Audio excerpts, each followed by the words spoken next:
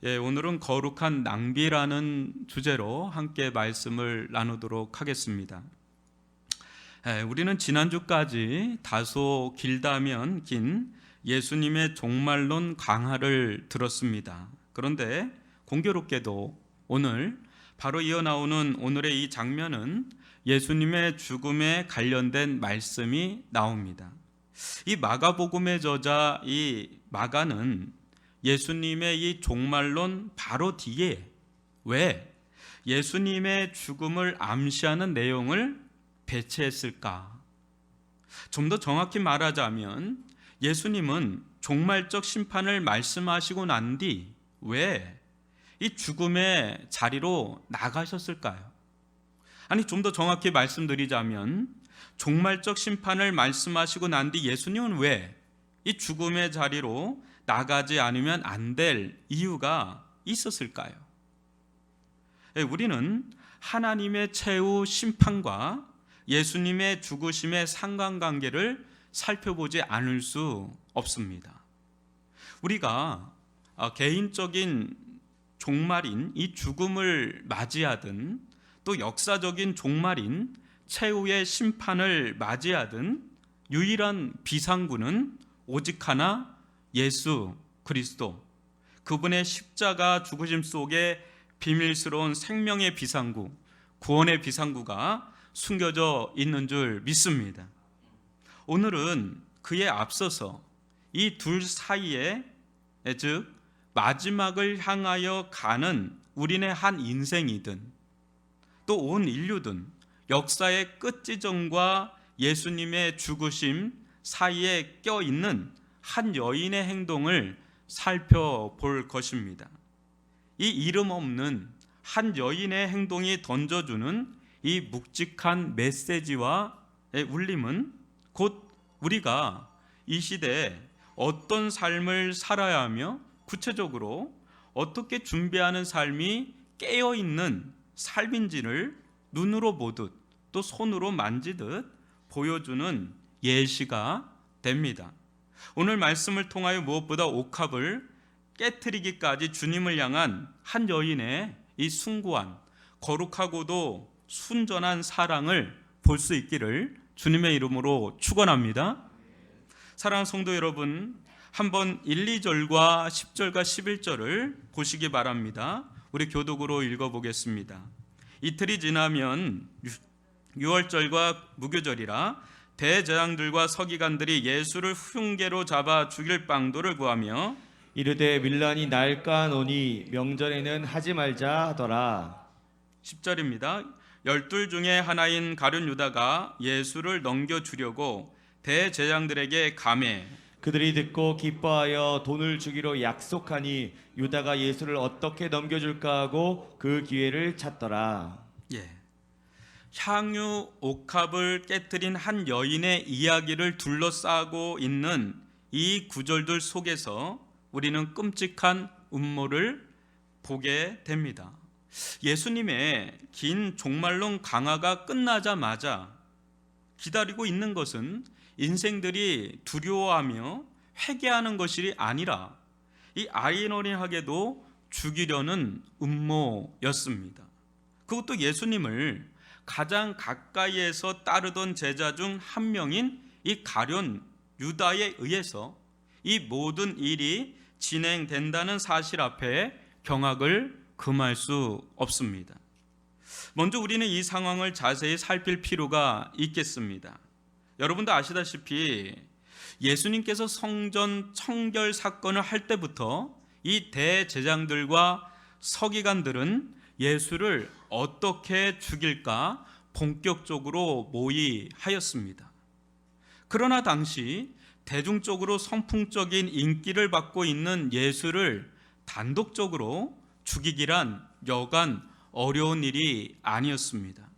더욱이 이틀이 지나면 유월절과 무교절이란 유대인의 대명절이 나옵니다.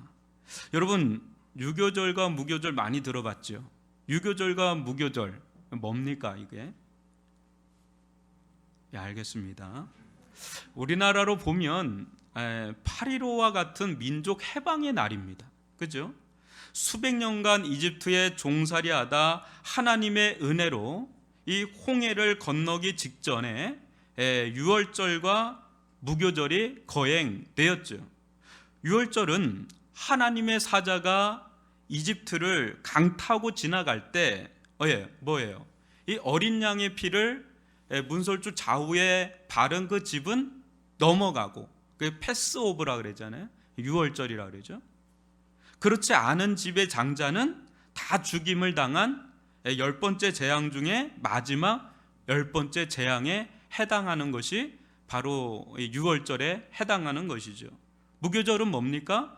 유월절 다음 날부터 시작해서 일주일 동안 누룩 없는 빵을 먹으면서 하나님의 이 구원의 은혜를 상기하면서 기념하는 그런 절기가 무교절이죠. 그래서 유월절과 무교절은 같이 이어서 나오는 겁니다. 이 절기는 장막절 또 오순절과 아울러서 이스라엘의 3대 절기 중에 하나로서 전 세계에 흩어져 있는 디아스포라 유대인들, 또 유대교로 개종한 또 이방인들, 그들이 성지라고 할 수 있는 예루살렘으로 다 오는 그런 절기가 이 유월절이란 말이에요. 지금도 뭐 이슬람교는 메카라고 하는 성지 순례를 이렇게 하지 않습니까? 어마어마한 인파로.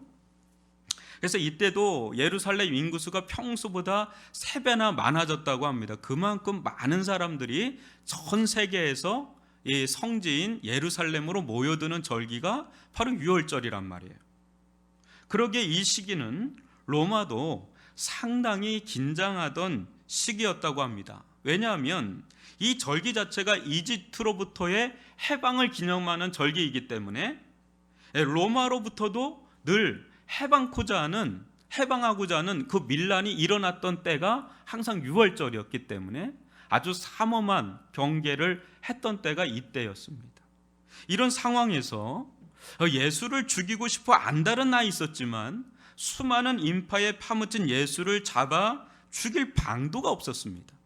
그런데 가룟 유다가 이들에게 아주 기가 막힌 제안을 해온 겁니다. 그것이 무엇입니까?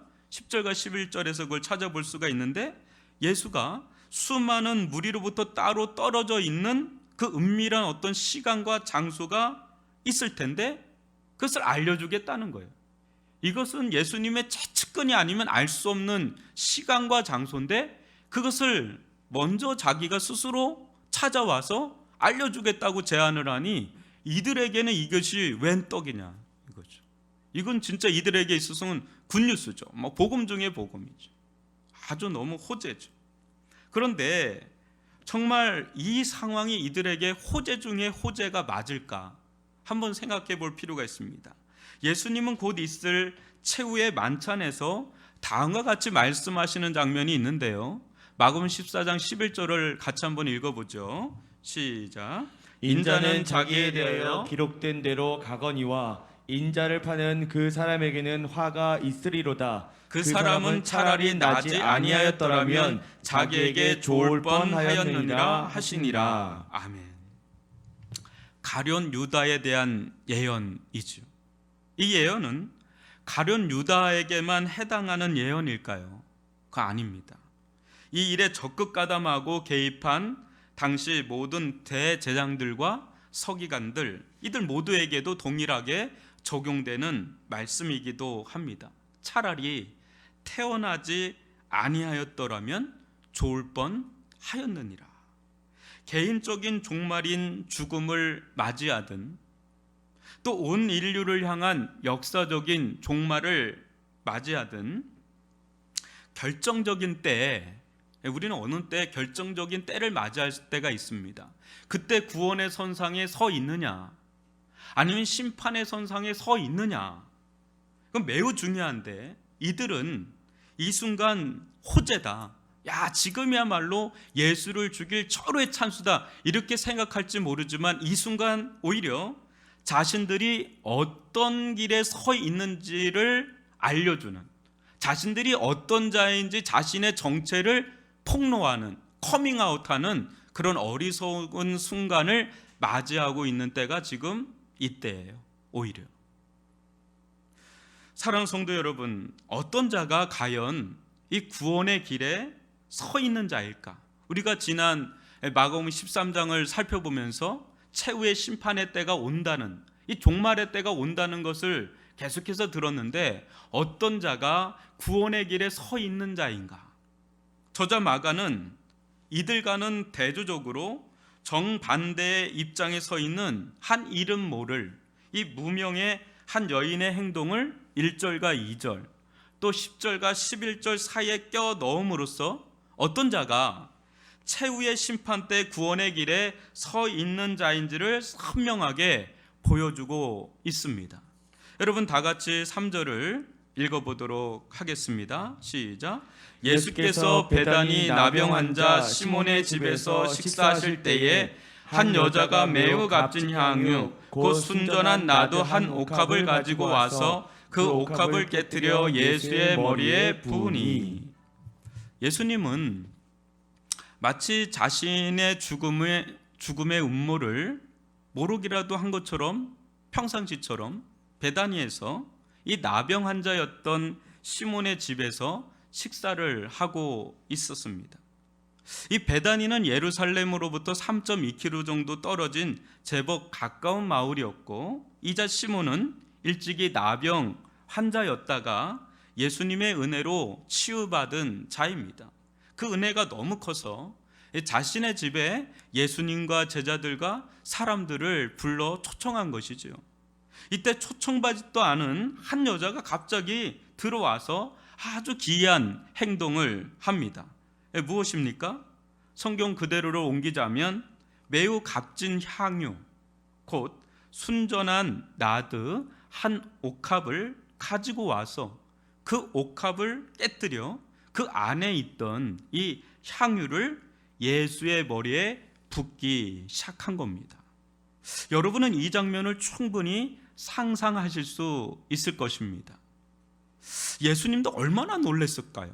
저는 이게 막 밥 먹다가 밥이 다 끝나고 차 마시다 그런 게 아니라 밥을 먹고 있다가, 여러분 한번 생각을 해보세요. 밥을 먹고 있다가 한 여자가 들어와서 그걸 딱 깨트려서 머리부터 향유를 붓기 시작하는데, 이게 머리 끝서부터 발바닥까지 줄줄줄줄 아마 향유가 그냥 나도 향유가 이렇게 막 흘렀겠죠. 온 집안은 그 나도 향유로 침동을 했겠죠. 이 장면이 상당히 무례하면 무례할 수 있고요. 밥 먹을 때는 뭐도 안 거린다고 그랬는데 상당히 무례할 수도 있고, 또 상당히 감동적이면 감동적일 수 있는 그런 장면입니다. 아니나 다를까 이 상황에 대한 반응은 즉각적으로 나타났습니다. 우리 4절과 5절을 한 절씩 교독해 보겠습니다. 어떤 사람들이 화를 내어 서로 말하되 어찌하여 이 향유를 허비하는가? 이 향유를 300데나리온 이상에 팔아 가난한 자들에게 줄 수 있었겠도다 하며 그 여자를 책망하는지라. 여기서 어떤 사람들은 타 복음서에선 제자들이라고 나오고 좀 더 앞장선 이는 가룟 유다로 나옵니다.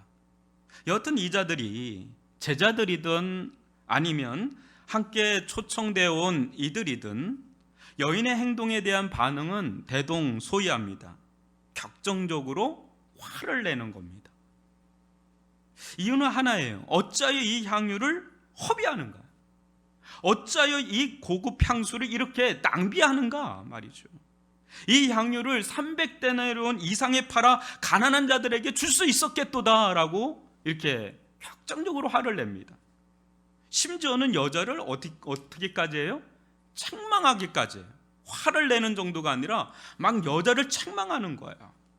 근데 여기서 화를 낸다, 이 책망한다라는 단어가 다 미완료 시제로 나와요. 그러니까 한두 번 하고 끝난 게 아니라 누군가 말리지 않으면 뜯어 말리지 않는 한 계속해서 화를 내고 계속해서 책망하고 있는 그런 장면을 지금 그려주고 있는 거예요. 오늘날 사람들의 눈으로 보면 이들이 화를 낼 이유가 있습니까? 여러분의 것을 여러분이 예수님께 막 이렇게 드려요. 그런데 여러분이 아니라 다른 사람이 여러분들한테 막 화를 내고 어떻게 그렇게 할 수가 있느냐고 하면서 막 책망하고 그러면 여러분 이해가 됩니까? 오늘날 시점에서 보면 아니 내 거 내가 드린다는데 니네가 뭔데 나한테 막 이런 얘기를 해? 이럴 수 있는 거 아니에요? 지금 이 사람들은 자기 것들 아니잖아요. 자기 것을 그렇게 하면 이해가 가는데 이 여인은 자기 거 자기가 예수님께 그냥 붙는 거예요 스스로. 그렇게 하는데 뭘 화를 자기가 받고 또 책망까지 받을 이유가 하등이 없는데 이들은 왜 이렇게 화를 내고 또 책망까지 한 것일까? 이해가 되지 않을 수 있어요. 오늘날의 관점에서 보면 그래요. 이유는 하나예요. 당시 노동자의 1년치의 연봉에 해당하는 어마어마한 액수예요. 오늘날로 말하면 이게 수천만 원에 해당하는 아주 고급 향수란 말이에요. 그러니까 이것을 너무 어이없게 낭비한다고 본 거예요. 차라리 이것을 가난한 자들에게 팔아가지고 구제한다면 이것은 너무나 기쁜 일일 텐데 이들이 볼 때는 이게 너무 낭비요, 허비라고 본 거죠. 만약에 여러분 이 여인이 이것을 예수님께 이렇게 들이붓지 않고 이것을 이 사람들이 말처럼 300데나리온에 팔아가지고 가난한 자들에게 이것을 구제하는 데 썼다면 유월절은 원래 가난한 자들을 특별히 구제하는 절기였습니다. 그러니까 이렇게 얘기한 겁니다. 그랬다면 이 여인도 좋을 수도 있고 또 주변 사람도 좋고 예수님은 더더욱 좋아했을 거라고 이들은 아마 생각했을 거예요. 예수님은 어떤 분인지를 아니까 예수님도 누구보다도 더 좋아했을 것 같은 그런 충정심에서 아마 이 여인에게 화를 내고 아마 격정적으로 책망까지도 했을지 모르겠습니다. 그런데 반전은 전혀 예상치도 못한 곳에서 일어납니다. 무엇입니까? 다른 이도 아니고 예수님의 입술에서 이들을 순식간에 무한하게 만들 그런 말이 나옵니다. 여러분 6절로 9절을 교독으로 한번 읽어보겠습니다. 예수께서 이르시되 가만두라. 너희가 어찌하여 그를 괴롭게 하느냐. 그가 내게 좋은 일을 하였느니라. 가난한 자들은 항상 너희와 함께 있으니 아무 때라도 원하는 대로 도울 수 있거니와 나는 너희와 항상 함께 있지 아니하리라. 그는 힘을 다하여 내 몸에 향유를 부어 내 장례를 미리 준비하였느니라. 내가 진실로 너희에게 이르노니 온 천하에 어디든지 복음이 전파되는 곳에는 이 여자가 행한 일도 말하여 그를 기억하리라 하시니라. 예. 아멘. 예수님이 우선 뭐라 그럽니까? 가만두라. 가만두라. 더 이상 화를 내지 말고 책망하지 말아라. 어째 그녀를 괴롭게 하느냐? 아주 이걸 듣는 제자들이나 주변 사람들에 있어서는 굉장히 충격적인 말이에요. 오히려 평상시 예수님이시라면 절대 하시지 않을 말씀을 하신 것입니다. 어안이 벙벙한 거죠. 이거 뭐지? 아니 다른 이도 아니고 어떻게 예수님께서 이렇게 하실 수 있는가? 이렇게 생각할 수 있는 장면입니다. 아니 저 꼬락서니 좀 봐봐. 마치 자신이 왕이라도 된 마냥 좋아하는 거 아니야 저거? 비아냥거릴 수도 있어요. 예수님의 모습을 보고. 저도 별반 다를 바 없는 자군. 유월절 때에는 다른 어느 때보다 가난한 자들을 돌보는 것이 우리의 문화요 전통이거늘 이 수천만 원에 해당하는 향수를 머리부터 발끝까지 발라버렸으니 얼마나 좋아하는가. 그런데 예수라는 자, 저자는 저리 호강해도 되는 건 맞아? 우리들이라면 몰라도 예수만큼은 저러면 안 되는 거 아니야? 다른 사람들은 다 저래도 예수만큼 우리의 본이 돼야 되는 것 아니야? 이런 생각을 할 수가 있죠. 여러분도 그런 생각 할 수 있지 않겠어요? 예수하면 딱 어떤 이미지예요? 무소유의 이미지 아닙니까? 누가 아니라 무소유, 아무것도 없는, 머리 둘 곳 없는 막 이런 이미지. 집안 분위기가 말은 안 해도 뭔가 술렁술렁거리고 수근수근하는 그런 느낌도 이 안에 있는 거예요. 여러분 생각을 해보세요. 말이 그렇지 이 수천만 원 정도에 해당하는 고급 향수를 머리부터 발끝까지 바르면 이거 누가 좋아하겠어요? 당사자만 좋아하지. 여러분들 얼굴은 별로 안 좋아하는 얼굴인데. 이 이야기에는 네 부류의 사람들이 나옵니다. 첫 번째 부류는 예수님을 죽이려는 대제사장들과 서기관들, 또 가룟 유다이지요. 두 번째 부류는 여인의 행동에 화를 내고 책망하는 자들이 나옵니다. 세 번째 부류는 예수님께 자신의 가장 소중하고 가치 있는 향유 옥합을 전부 내어드린 이 여인이 나옵니다. 네 번째는 바로 예수 그리스도이십니다. 여러분들은 이 네 부류 사이에 미묘한 어떤 갈등과 긴장 관계를 보실 것입니다. 좀 더 들여다보면 예수님과 이 여인 사이에는 그 어떤 갈등과 긴장 관계를 실은 찾아볼 수가 없죠. 오히려 어때요? 감히 감당할 수 없는 어떤 희생과 헌신을 하면서도 이게 억지로 이 여자가 쥐어짜듯이 막 희생과 헌신하는 게 아니라 이 여인에게는 그것을 감내할 만한, 압도할 만한 어떤 기쁨과 한의가 그 속에 있어요. 그리고 예수님을 향한 깊은 연민의 눈물이 그 속에 있기 때문에 이 향유 옥합을 드리는 그런 이 관계를 실은 볼 수가 있고요. 그러나 이 첫 번째 부류는 아예 제쳐놓고 말할 것도 없고, 이 두 번째 부류에 해당하는 그 집안에 있었던 다른 이들 있죠.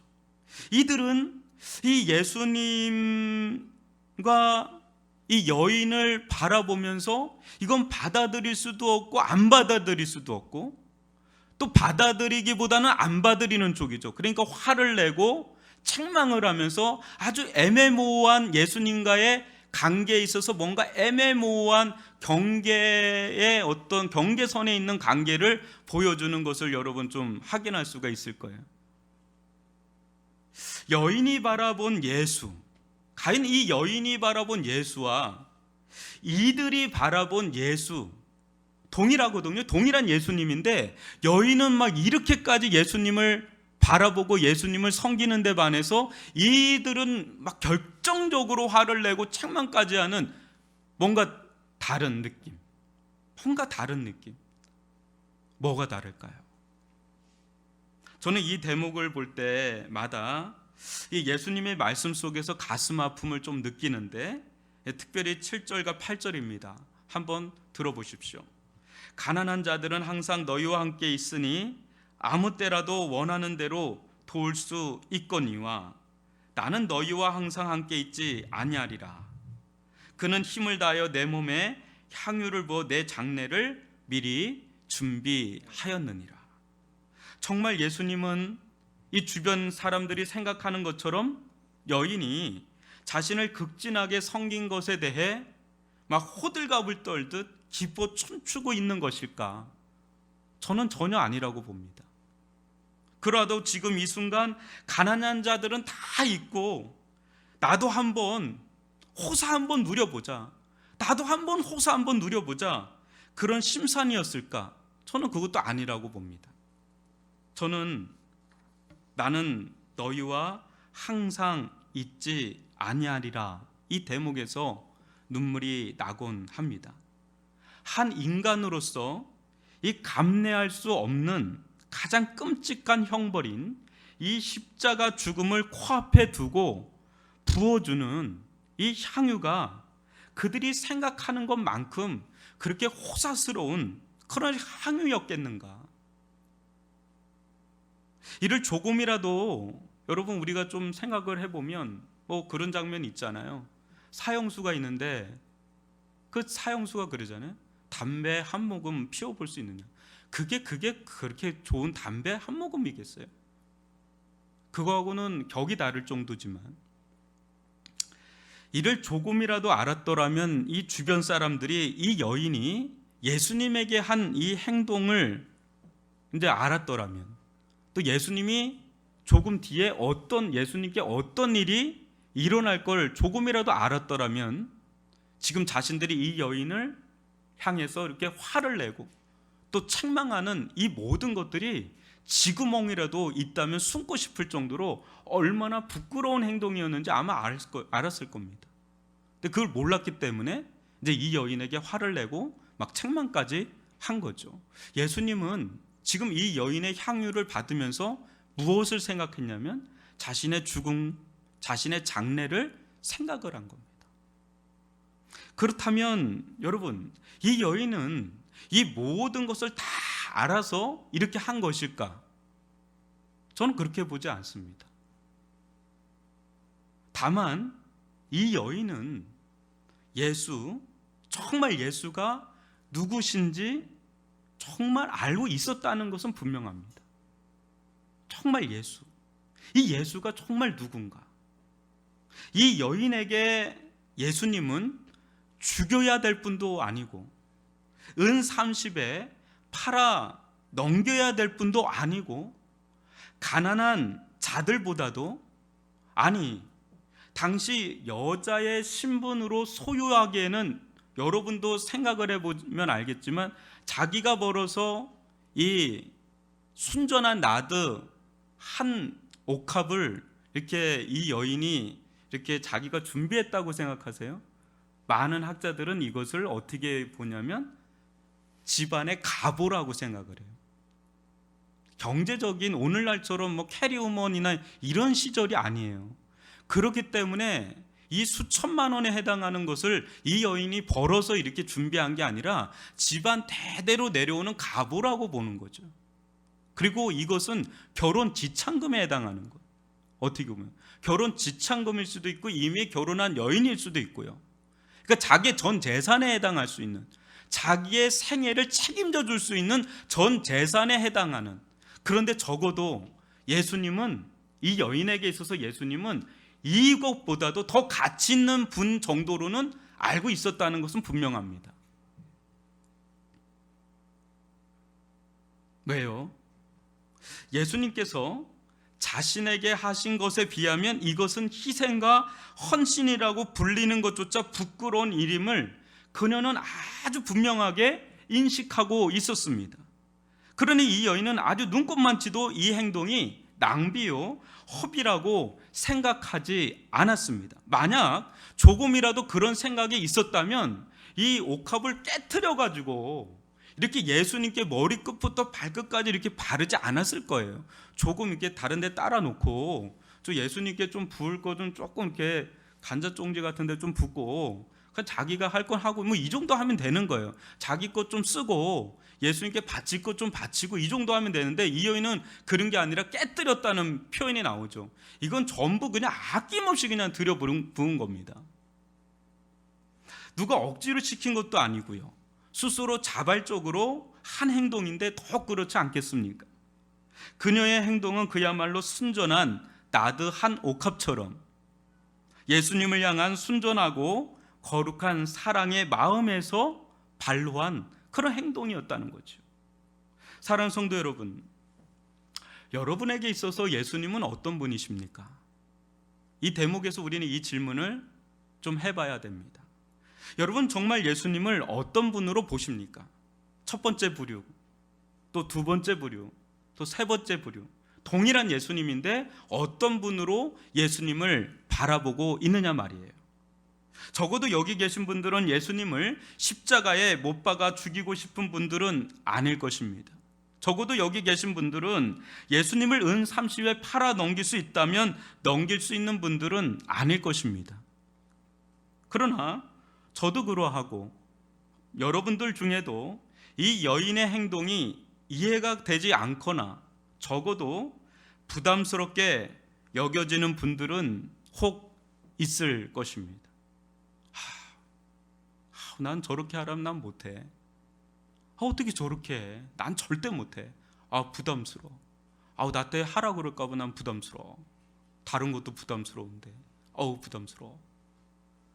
심지어 어떤 분들은 이런 설교를 들으면 꼭 이 여인처럼 해야만 할 것 같은 이 강박관념이 생겨요. 이거 바치라는 건가? 뭐 이런 느낌 있죠. 그렇기 때문에 또 어느 때는 이것 때문에 이제 죄책감을 좀 갖는 거예요. 왜 나는 이렇게 못하지?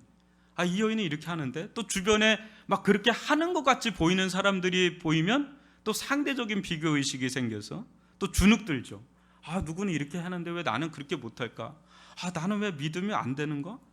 뭐 이러면서 좀 자책하고 여러분도 그런 거 할 때 안 하는 얼굴들이에요. 저는 좀 이거 준비하면서도 저는 부담이 돼가지고 왜 나는 이게 안 될까? 이 여인처럼 화끈하게 그냥 주님 앞에 드릴 수 있을까? 뭐 이런 좀 질문을 해보는 거죠. 좀 부담스러운 거죠. 사랑하는 성도 여러분, 이 여인의 행동을 한번 낭비, 허비라는 관점으로 접근해 보면 어떨까요? 예나 지금이나 이 여인의 행동은 정말 세상적인 관점에서 보면 낭비 중에 낭비 아닙니까? 진짜? 맞죠? 그 주변 사람들의 이야기가 맞죠? 허비 중에 허비 맞죠? 그죠? 진짜 한순간이잖아요. 버는 것은 오래 걸릴지 몰라도 들여부어서 버리는 건 한순간이에요. 정말 이 여인이 지혜로운 자라면 적어도 가난한 자는 아니더라도, 그죠? 자신의 노후 보장 정도는 남길 정도는 해놔야 되지 않아요? 아니면 적어도 이것을 자녀에게 유산으로 남기는, 그게 지혜로운 거 아닌가요? 저는 좀 생각해 볼 때 좀 그런데요. 아니면 주식 투자를 한다든지 부동산 투자도 좀 해놓든지 말이죠. 이거 같이 이렇게 주가 올라갈 때 또 팔고 말이죠. 뭐 이렇게. 그런데 그것을 예수님께 몽땅 들여붓고 있어요. 그래서 얻는 게 뭔데요?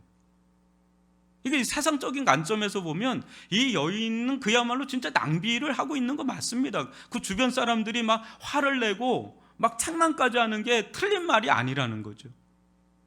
그러나 보십시오.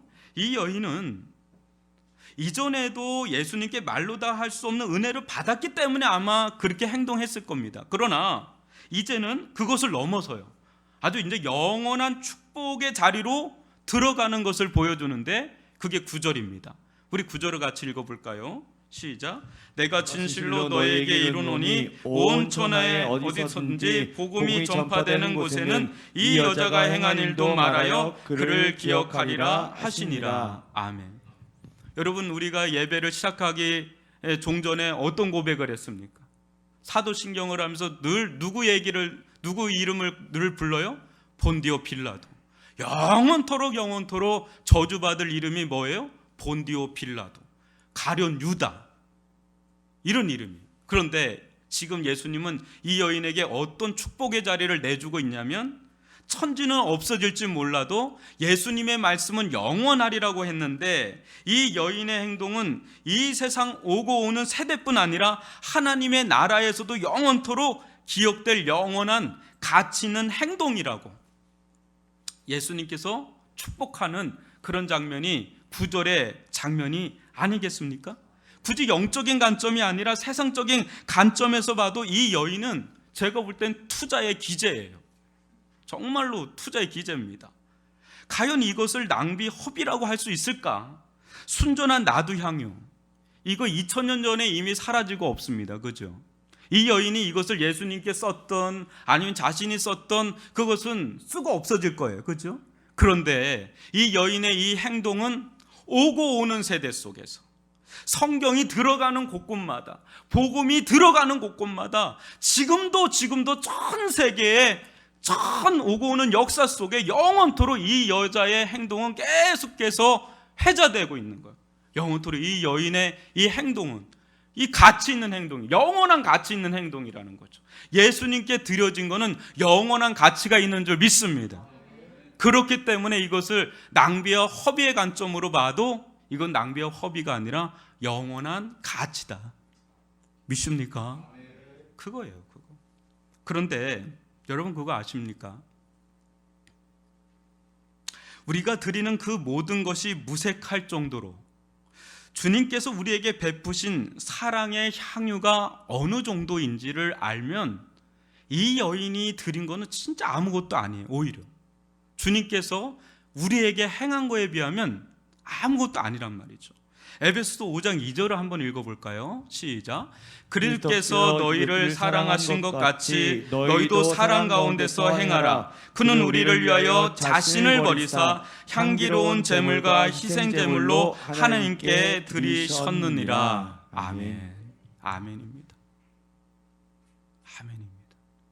사랑하는 성도 여러분, 여인은 자신의 가장 귀한 순전한 나드 한 옥합을 드렸다지만 예수님은 자신의 전부를, 자신의 순전한 생명의 피 전부를 십자가 위에서 아낌없이 이 여인을 비롯한 우리를 위해서 머리부터 발끝까지 다 발라주신 그분이 바로 누구십니까?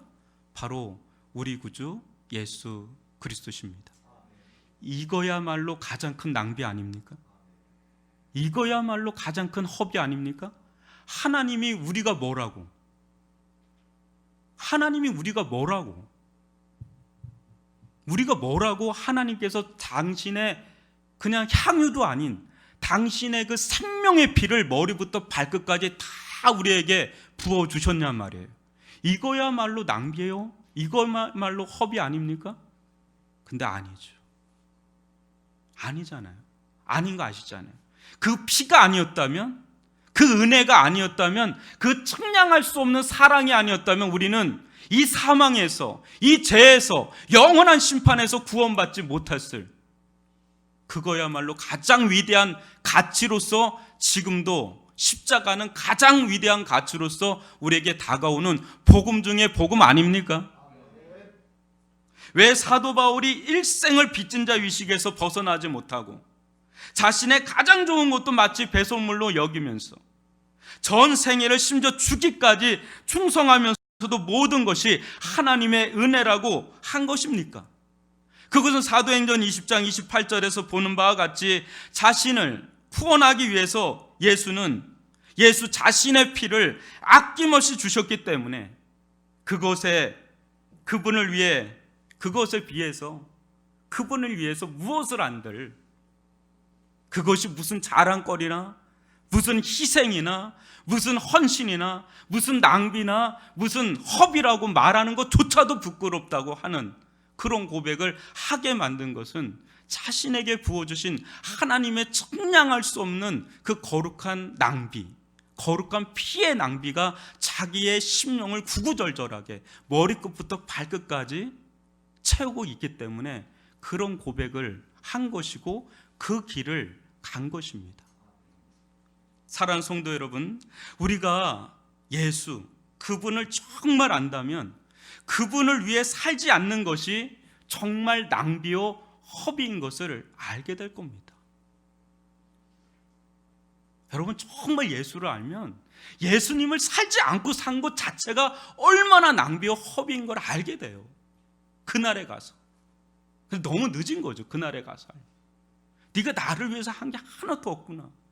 네 인생이 아무리 가치 있게 살고 너무 성실하게 살고 너무 멋지게 살아도 너는 너무 가난하게 살았다. 너는 너무 허비했어. 너는 너무 낭비했어. 너의 고귀한 생명과 그 시간과 모든 것을 너무 낭비하면서 살았다. 네가 갈 자리는 저기다.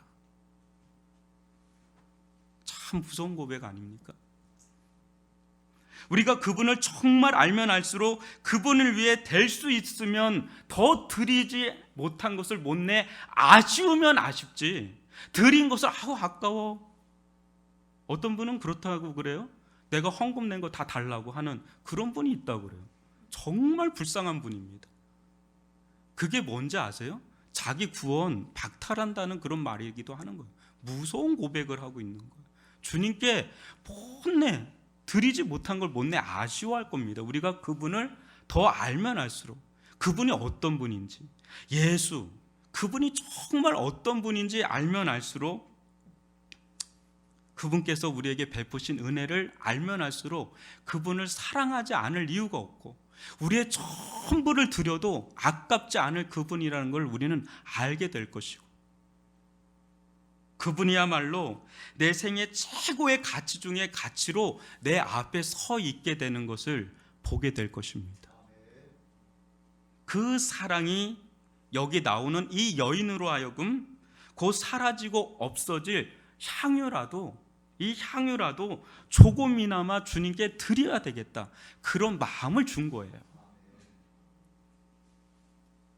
저는 다른 무엇보다 여러분들에게 이 여인처럼 이렇게 하라 마라 이게 아니라 정말 예수가 누군지를 알았으면 좋겠어요. 그리고 이 예수가 정말 여러분들을 위해서 어떤 일을 행했는지에 대해서, 이 복음에 대해서 더 눈이 떠졌으면 좋겠어요. 그러면 자연스럽게 이 여인의 행동이 이해가 갈 겁니다. 그리고 이 여인의 길을 갈 겁니다. 그 길이 구원에 이른 자들의 길이 된다는 것을 아시게 될 겁니다. 그런 은혜를 누리는 저와 여러분이 되기를 주님의 이름으로 축원합니다. 기도하겠습니다.